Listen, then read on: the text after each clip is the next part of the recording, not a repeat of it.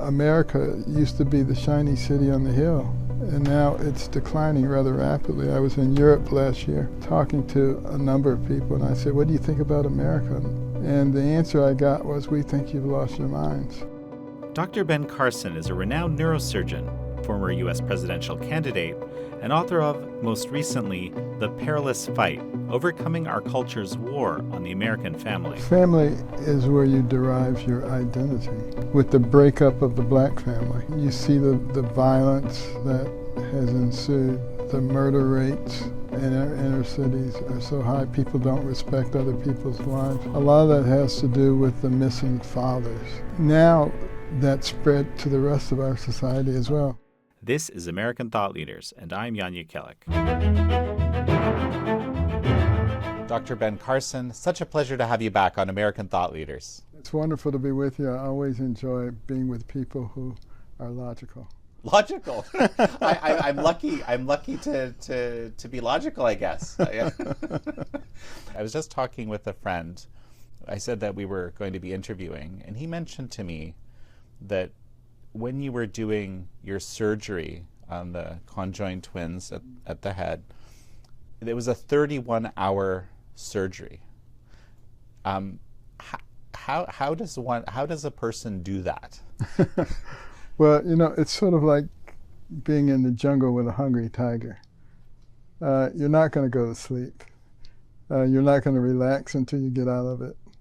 And the time actually goes by very quickly because you're so intent on what you're doing. So, but I remember the first set of conjoined twins. After the operation, I was sitting in my office talking to one of the other surgeons, and we both fell asleep in mid-sentence and woke up 3 hours later. We're so tired. You're literally running on adrenaline. No question about it. And, you know, you're praying for wisdom. You're just hoping that you will be able to figure things out as you go whenever you're in uncharted territory. But you have a sense of what needs to be done.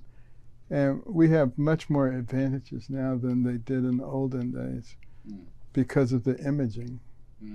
The imaging has advanced enormously. And now that we're able to couple that imaging with things like AI and robotics, it's going to greatly reduce the complications in complex surgery. Is this a much more common surgery now?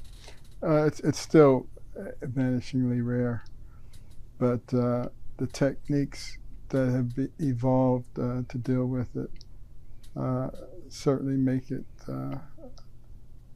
less complex than it was before. You mentioned prayer. Yes. That was an important part of what you did. Now that's interesting because I don't think everybody would say that. And certainly not a lot of people in the scientific realm. Some of them sort of denigrate prayer and people who pray. But the fact of the matter is, the way I look at it, when you look at the complexity of the human brain, for instance, it is extremely complex in the way it is put together. And even if you believe in natural selection, which are, you know, the things that work stay and the things that don't work disappear, you'd have to have so many consecutive things that worked, millions, without a reversal. It's just not practical. And the way they solve that dilemma is they say, well, if you have enough time, billions and billions of years, you know, at some point you will get the sequences that are necessary in order to create life. But that's like saying if you blow a tornado through a junkyard enough times over a long, long period of time, at the end of one of those tornadoes will be a 747 that's ready to fly. I just don't think that's possible. I don't want to necessarily dig it. This is a bit different than our topic. We're going to be talking about the importance of fathers, as it's, you know, we're in around Father's Day right now. We're going to be talking about, but faith is very important. Back in the day when I was studying evolutionary biology, what occurred to me by about third year okay, in undergrad, was just that a lot of people religiously, in a way, believed that natural selection was the way that it all happened from the very beginning. This was reinforced by professors I took. I was interested in alternate models of evolution, right? Because it was clear to me by that time, reinforced by a number of, I think some of the best professors in this field, actually, that obviously it's not the whole story, right? If it's part, maybe it's part of the It's story, part of the story. But it's, what the strange thing to me was, there's this kind of almost faith among some people who clearly actually didn't understand how it worked, because I was learning, how the theory worked and everything, but they nonetheless believed that it had to be that way. Well, there have been a lot of strong arguments in both directions. I was once engaged in a public argument about faith in God in the scientific arena, and there was a famous atheist on the other side. And at the end I said, "You win the debate, because you've convinced me that you came from a monkey and I came from God." Well, no, but so a proper, the proper evolutionary biologist will say, well, no, Dr. Carson, it's not a monkey, it's a common ancestor, right? That is incredibly amusing. Let's go back. Let's dial back to the issue at hand a little bit more. Overcoming our culture's war on the American family, the Perilous Fight. Yes. I've been learning about this over the last 5 years from multiple angles. Then the idea is simple. If you grow up in what you think of as the traditional nuclear family, statistically, you are set for success. No question about it. Both the conservative think tanks and the liberal think tanks, they both come to that conclusion. Children raised in that environment do better academically, do better career-wise, have less incidence of alcoholism, teen pregnancy, mental disturbances. You're clicking on all cylinders. So there's really no controversy about that. The question is, what do we do with that information? Do we enact policies that promote traditional nuclear families, or do we try to denigrate them? The latter approach seems to be the one that Hollywood has taken. You can't look at any series these days and get very far into it before the alternative to the traditional family is presented not only as acceptable, but probably as preferable. So there is a reluctance to form those traditional relationships. People are not getting married, or they're getting married much later. That's having an impact on our population. The babies per woman now is down to 1.6. It requires 2.1 just for maintenance. And of course, some of the left say that's the reason that we should open our borders and let everybody in. But we have got to have a more orderly process. To not be at 2.1 or above, as you say, for maintenance, just to kind of keep the population, it feels almost nihilistic. It's like we don't believe in ourselves enough to replicate the population or something, right? Well, what we don't do is we don't think into the future. We just think about now. I want this now. This is what works for me now. You think about all the dinks. Double income, no kids.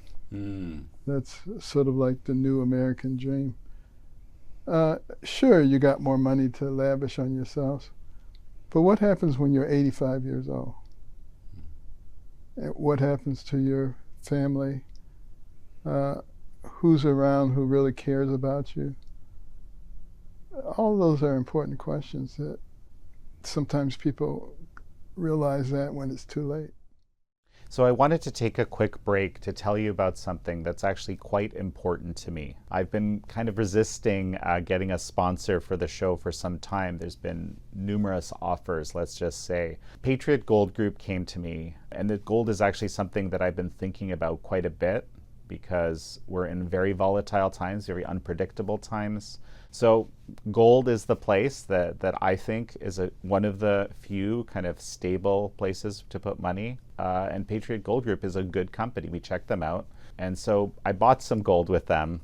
And the value, and this is kind of crazy, since I bought it, I think about 3 weeks ago, of this gold has gone up by over $500. And this isn't a large amount of gold that I bought here. So let me show you what I got.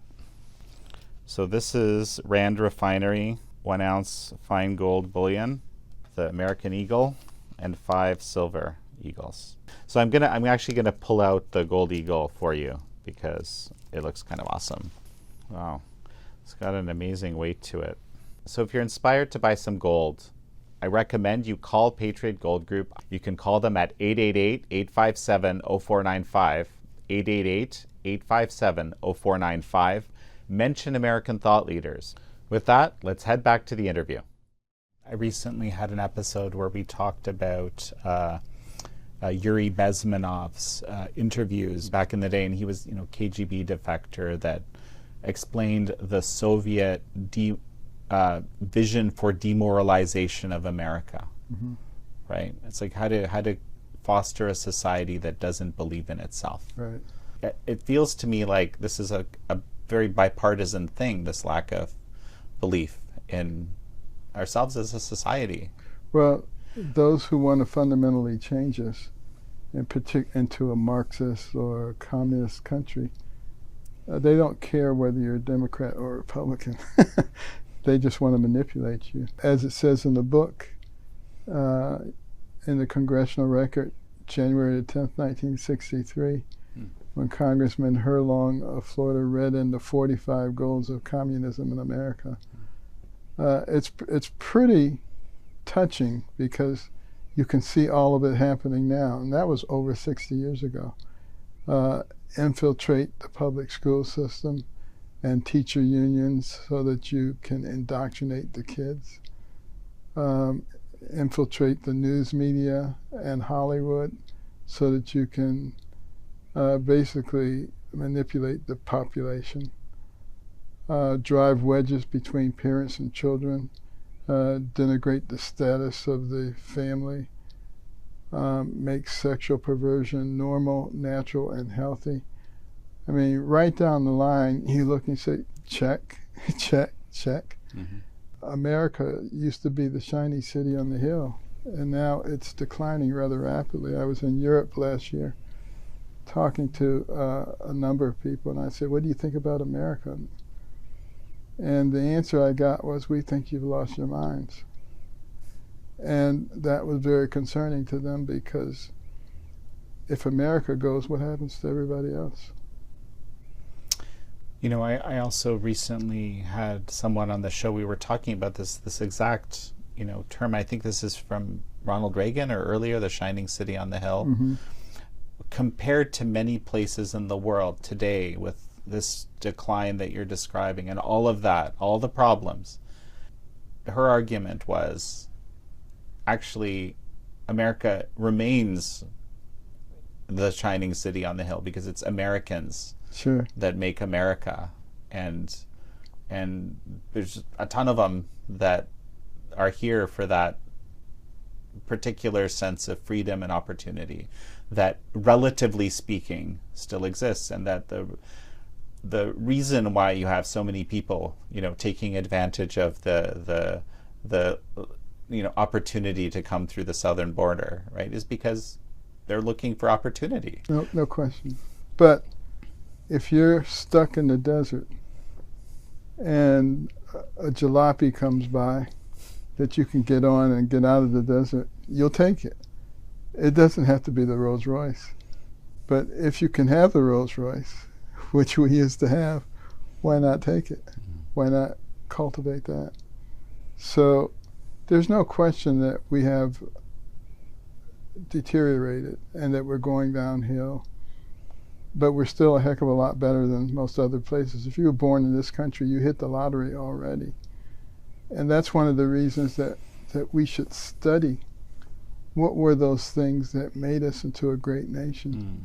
And we should not be throwing those things away and thinking that we're just always going to be a great nation. It doesn't work that way. And, you know, you look at the cycle of prosperity and despair in nations historically, and we're sort of near the end of that cycle. And we don't want to be near the end of the cycle. And why can't we learn from what people have done before? Why do we have to go down the same pathway? You know, our founders, they studied every government that ever existed in the world. And one of the things that became clear to them is that all governments tend to move in the same direction. It doesn't matter how lofty their goals are in the beginning. They move toward growth, infiltration, and domination. It doesn't mean that they're bad people. It means that that's just what they do. A lion's not a bad animal because it kills gazelles and eats them. That's what lions do.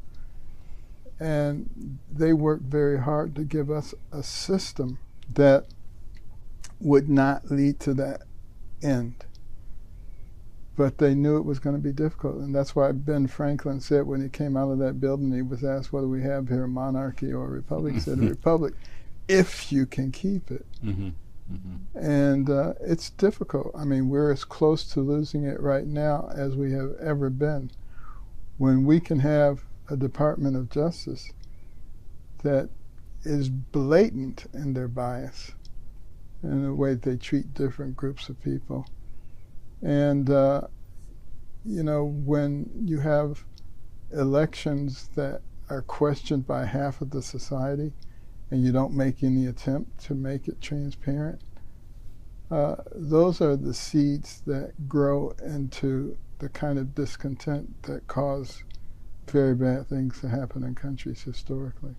So let me see if I got this right. You said with governments, I think you said there's growth and there's infiltration and then there's domination.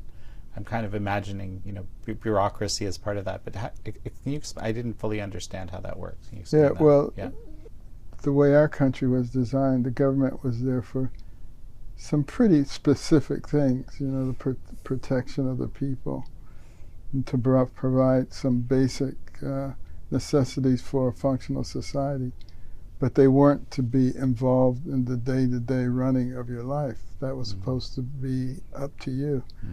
And, you know, when de Tocqueville came to study our nation, he was very impressed with the environment that fostered innovation and entrepreneurship.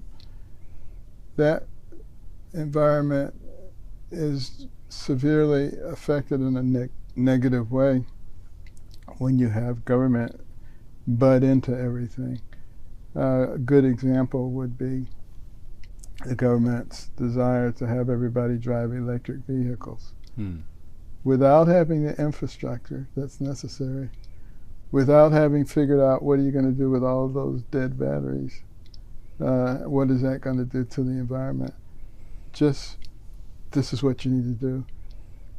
The thing that made us great in the industrial area is that we let market forces determine what was going to survive and what was going to thrive and what was going to be defeated. When people are incentivized to do well monetarily, they're not going to work hard to establish those things if there's no benefit to themselves and their family. You know, I want to talk about this innovation. Obviously, you know, you were quite the innovator back in the day in the field of medicine and you know, I guess neurology, neurosurgery. Yeah. And something we've been thinking about a lot in the last few years is medical schools. The DEI philosophy that has invaded some of the medical schools is of some concern because one of the medical schools in California who adopted that early on have a situation where a large number of their people are unable to pass the national exams, National Medical Board exams. And is that the person that you want to operate on you or your child? You know, there's a certain body of knowledge that is absolutely critical to do the job appropriately. You don't want a pilot who knows 90% of what needs to be done, but that, you know, that just doesn't work. And that doesn't work if you need to have complex surgery done. We have been in the past a meritocracy. Mm-hmm. And there's no question that certain segments of our society in the past did not have exposure to the kind of education that would allow you to excel in certain areas. That has largely been corrected. It's not 100%. I was a first-year medical student. You know, I did poorly on the first set of comprehensive exams. Mm. My counselor told me to drop out of medical school. He said, you're not cut out for medicine, and you're just going to hurt yourself and other people. There was definitely no DEI there. But, you know, I prayed for wisdom, and I just started thinking, I said, what kind of courses have you always done very well in? I realized I did really well in courses where I did a lot of reading. And what kind of courses have you struggled in? I struggled in courses where I listened to a lot of boring lectures, because I don't get anything out of boring lectures. That's not the way it is for some people. Get a lot out of them. Mm-hmm. I got nothing out of them, mm-hmm. and I was wasting 6 hours a day. So I made the executive decision to spend that 6 hours a day reading. Mm. And the rest of medical school was a snap after that. Different people learn in different ways, and some of the medical schools have discovered that. But, you know, several years later, when I was back at my medical school as the commencement speaker, I was looking for that counselor, because I was going to tell him he wasn't cut out to be a counselor. Right. Well, and you know what's so interesting is I think I'm actually the opposite. I learn through listening, mm-hmm. much better than I do from reading, and so I've been taking advantage of these technologies that that actually will read things to you. I find I can ingest the written word faster and more effectively that way. So right. But it's curious. It's different for different people, right? Yeah. You know, some people are very visual in their learning. And you know, I'm visual too, and so I learned to take everything that I needed to know for a test and put it on a flashcard, and I would carry these flashcards around in my pocket. My second year in medical school, I was living with my brother, who was in the School of Engineering, and he even knew all the bacteria and what they were sensitive to, because I always had these cards out. The point is that you somehow, you know, knew enough about yourself that this is something you could do, right? And so I've been thinking about this whole realm of demoralization, right? On the one hand, you know, societally, we don't believe in ourselves enough. I want to talk about that more, but, you know, some of these efforts like DEI and so forth, or in theory, right, to help people, you know, just give them a little bit of an extra push if they couldn't, if they, you know, for example, if the general approach was like this counselor, right, then a lot of people might not have said, okay, I'm going to figure this out. They might have said, well, I guess he's right. Right. I mean, you've certainly, in this book, you've certainly write quite a lot about race, and you know, there's and certainly in American history there was a viewpoint in the past where, well, you know, Black Americans, I guess they're not cut out for certain things. You obviously, you know, proved very clearly the opposite. But what has there been a place for this in our society? Yes, there was a time when people didn't believe, for instance, that a black person could be a nuclear physicist, or any number of things, an airplane pilot. Obviously, no one believes that anymore. And there had to be a time when that door was busted down because it wasn't going to be opened voluntarily. But that was decades ago. And, you know, what needs to be proven has been proven. So, the only people who think that way now are Neanderthals, and there aren't a whole lot of them left around. So that takes care of itself. And, you look at the progress that's been made just in my lifetime. I remember when I was 6 going down to Tennessee, and there were all these whites only and colors only signs, and, people explaining to me what that means and why you need to pay attention. In that same lifetime, you have black generals and admirals and CEOs of Fortune 500 companies and heads of foundations and university presidents. We've had a black president of the United States. I mean, to say that it's the same in the same lifetime is craziness. We've made enormous progress and continue to make progress to this very time. What can we do to believe in ourselves more? Well, John Adams, our second president, famously said, "Our Constitution was designed for a moral and religious people and is wholly inadequate for the government of any other." I think what we can do is get back to our roots. Our founding document, the Declaration of Independence, says that our rights come from our Creator, not from government. And we need to get back to the belief system that took us from a ragtag bunch of militiamen to the pinnacle of the world in record time. It was the things that we believed. Our Judeo-Christian values, they taught us to love your neighbor, not to cancel your neighbor if they have a different yard sign. In prior times, if it was harvest time and one of your neighbors broke his leg, everybody else harvested his crops. No questions asked. They didn't want to know what his religion was or what his political affiliation was.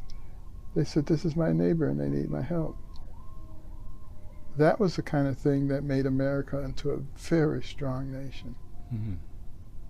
That's what we need to get back. Instead of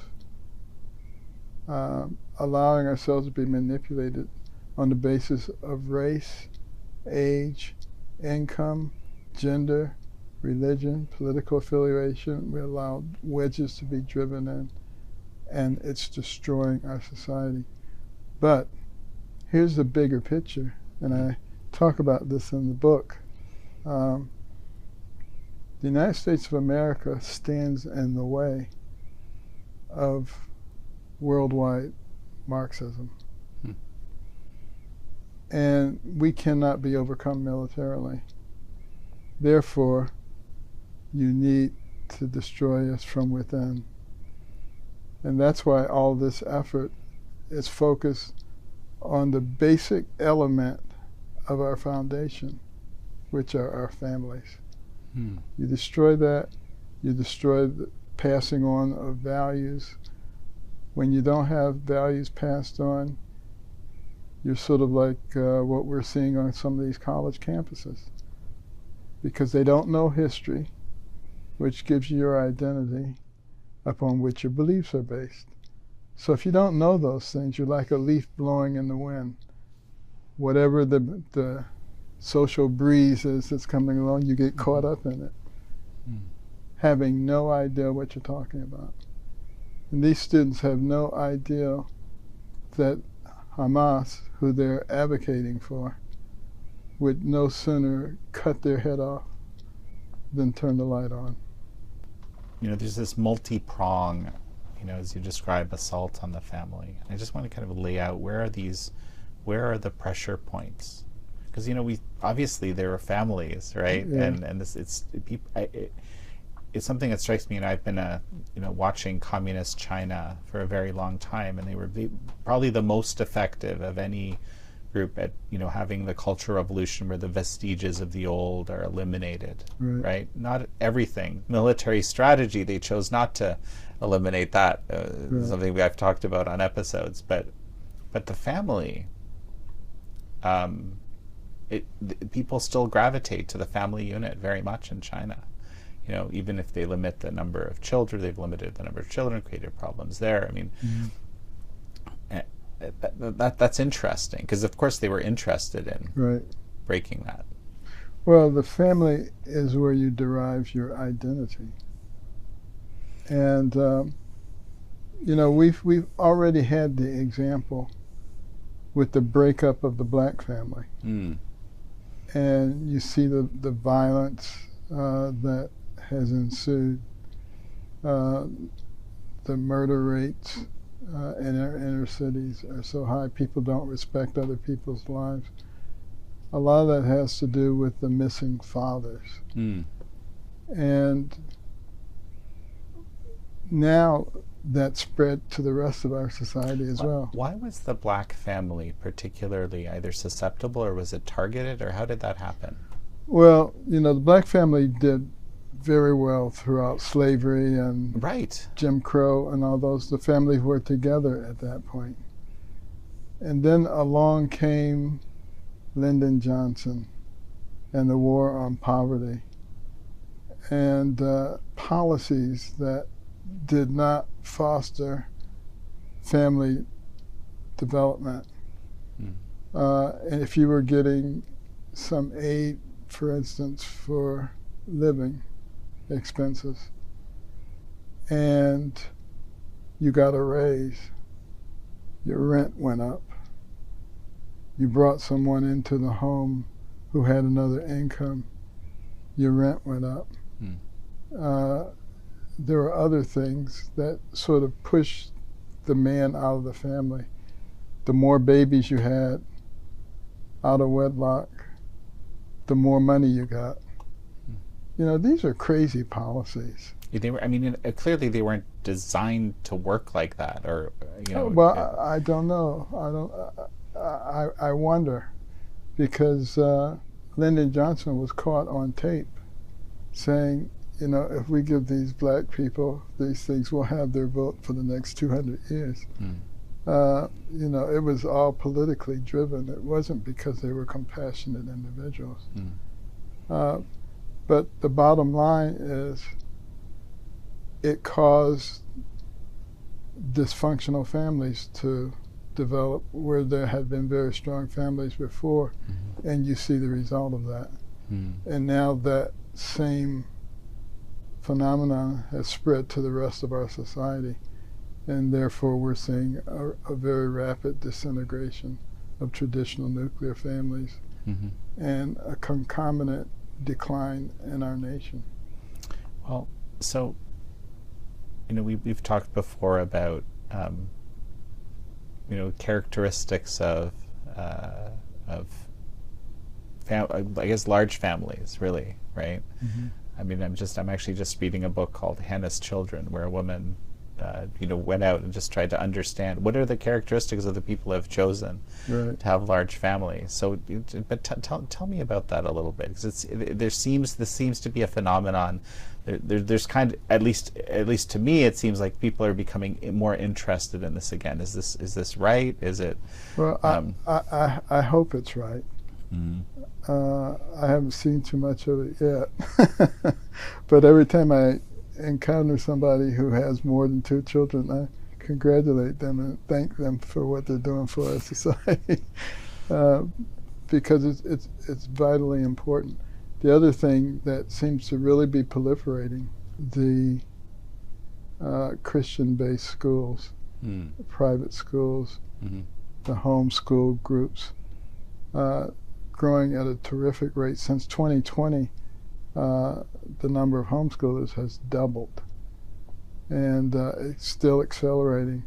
And the private schools, particularly the faith-based private schools, have very long waiting lists, people trying to get in, because they realize what's going on in our schools and the things that are being taught there, which are not conducive to traditional American values. And they denigrate traditional American values and say that, you know, that's elitist or that's, you know, some kind of ism they put on it. You have people on the left who seize upon the bad and ugly and just emphasize that, particularly in the school, in the training curriculums. And so you get a whole generation of young people who don't like our country, who think that we are the source of all evil, who can easily be recruited to do things that are harmful to us. This is a problem. You know, Vladimir Lenin said, "Give me your children to teach for 4 years, and the seed that I sow will never be uprooted." They understand how important it is to get there early on. That's why at American Cornerstone Institute, we instituted the Little Patriots program, learning program, internet-based, completely free of charge, but teaches our children K through 5 what the values were that established this country. We have to be there early on during the formative years. And the Marxists understand this very well, and they've taken tremendous advantage of it, and we're seeing the result of what they're doing in our schools. COVID was a great blessing to us in the sense that it opened our eyes to what was happening in our schools, and we are responding. I don't think it's too late. One of the silver linings, I suppose, of the whole COVID situation. I'm aware, and I haven't seen statistics on this, but I have a sense that there's a lot of people interested in these faith-based schools that you said there's big lineups for that aren't particularly religious themselves. Oh yes, absolutely. I was talking to the headmaster of one of the schools just this week, and they said there are a lot of people who don't come from a Christian background, but they recognize the value of traditional education, because, you know, these schools don't spend all their time talking about the Bible.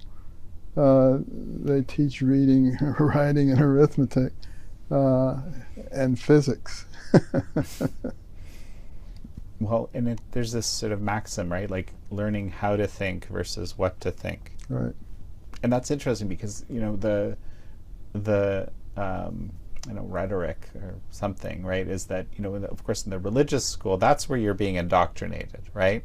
That's where you're being told what to think, how you're supposed to think about the world, as opposed to, you know, what we call critical thinking, or, you know, being able to kind of, you know, figure things out for yourself based on logic. Right. Based on, I mean, and ask questions. Right. Ask the right questions. You know, in 1958, there was a man named Edward Lewis Shrimp who started a lawsuit against one of the counties in Pennsylvania because at the beginning of the school day, they required the recitation of the Lord's Prayer and a Bible reading. And, you know, the school district and even the state said all a parent has to do is send a note asking that their child be exempted from that if they don't want that to happen. But that wasn't good enough.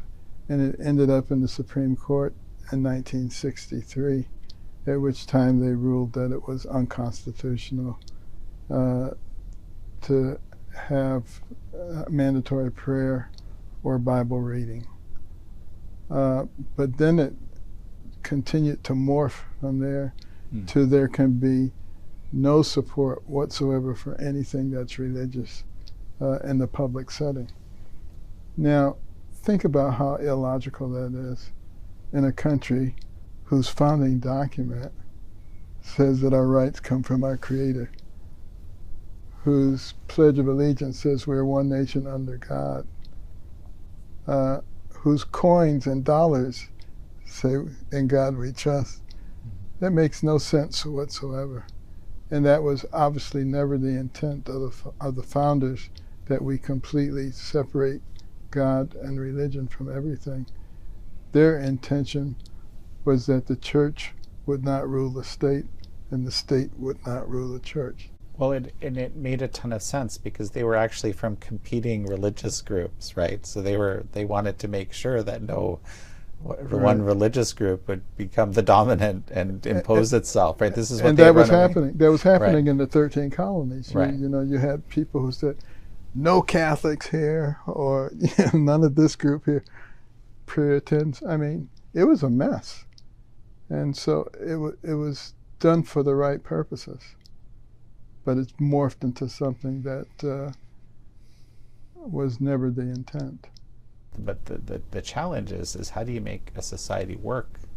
You have to have the rule of law. And if your diverse culture does not fit into the rule of law of the society, it has to go.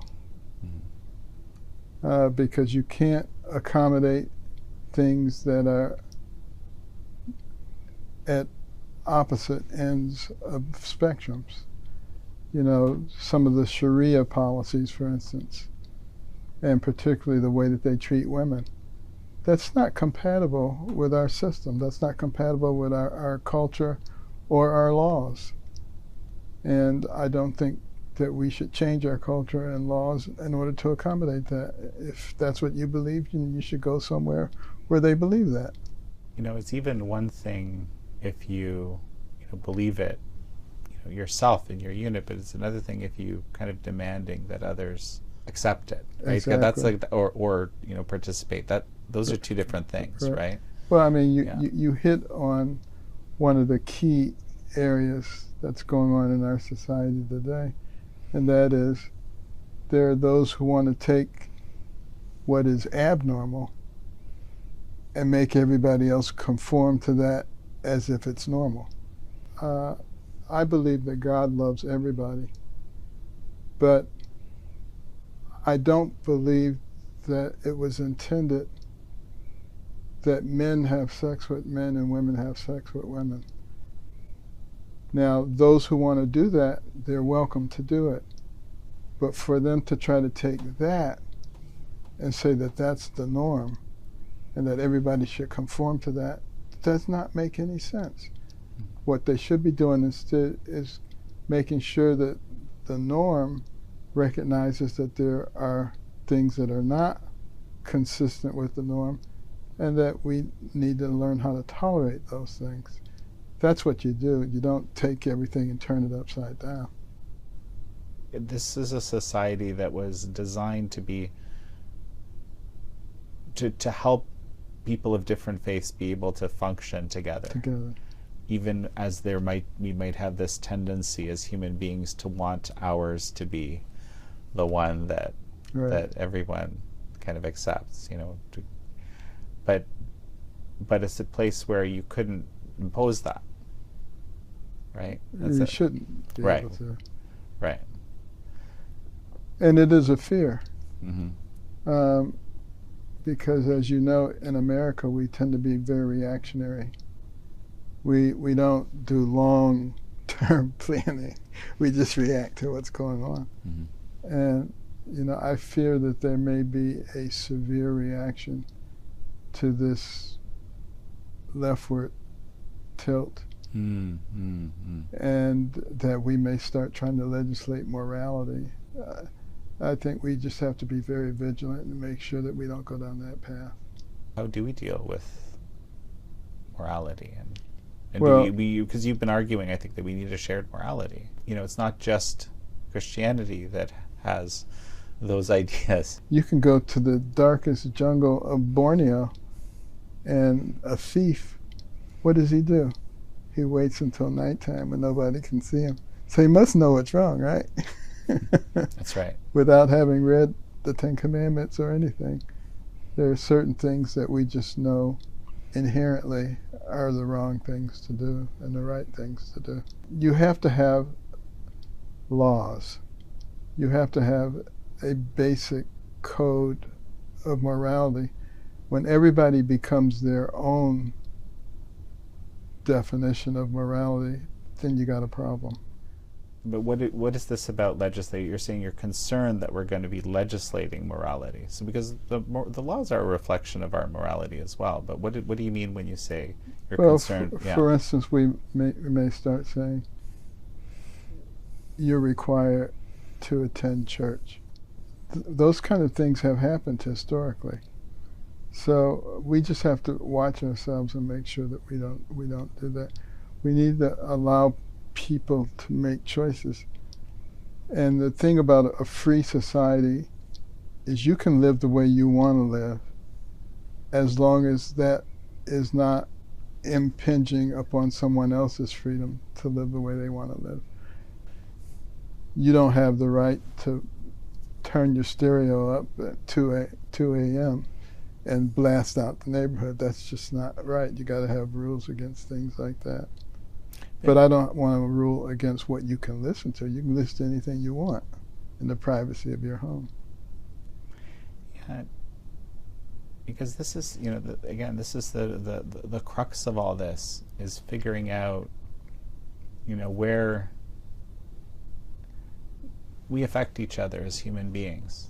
I'm imposing a little bit on you. You're imposing a little bit on me, potentially. Or I could try to impose on you greatly, right, and really infringe upon things. This is, the system that the American founders created was trying to kind of make sense of all of this. But where do you learn to be reasonable in that?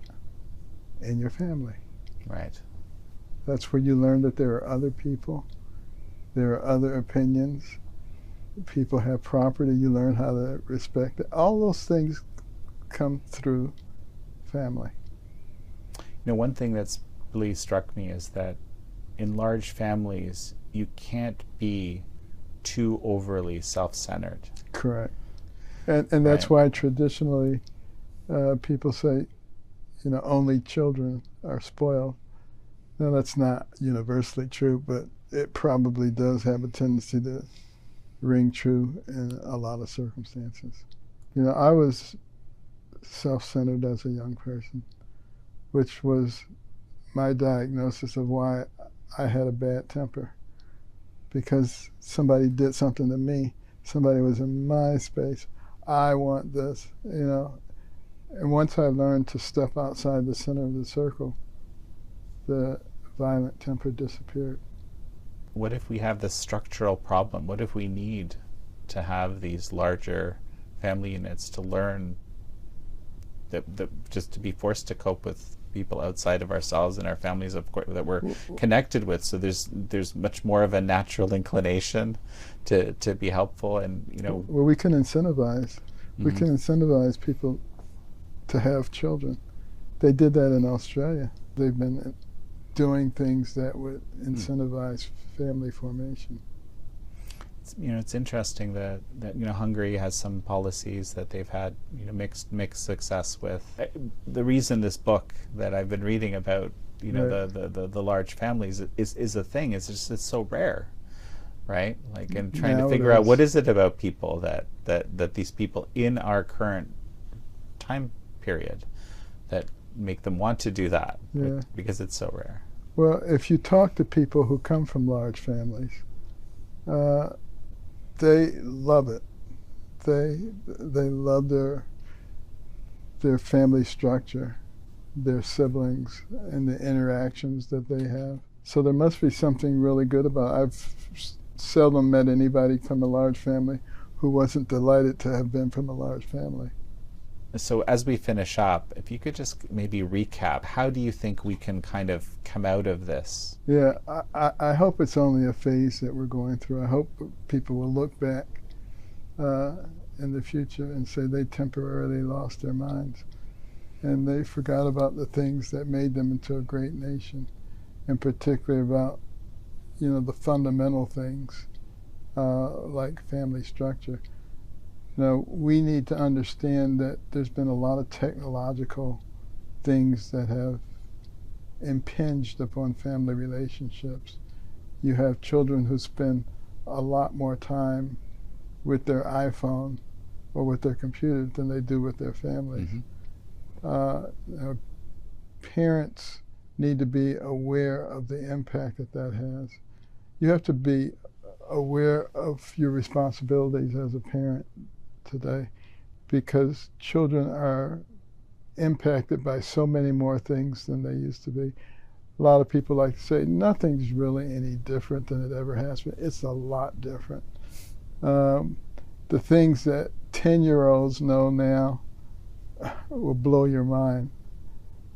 Things that we weren't exposed to until we were adults. So in order to really reestablish the family, you have to make a concerted effort. It has to be high on your priority list. Having dinner together.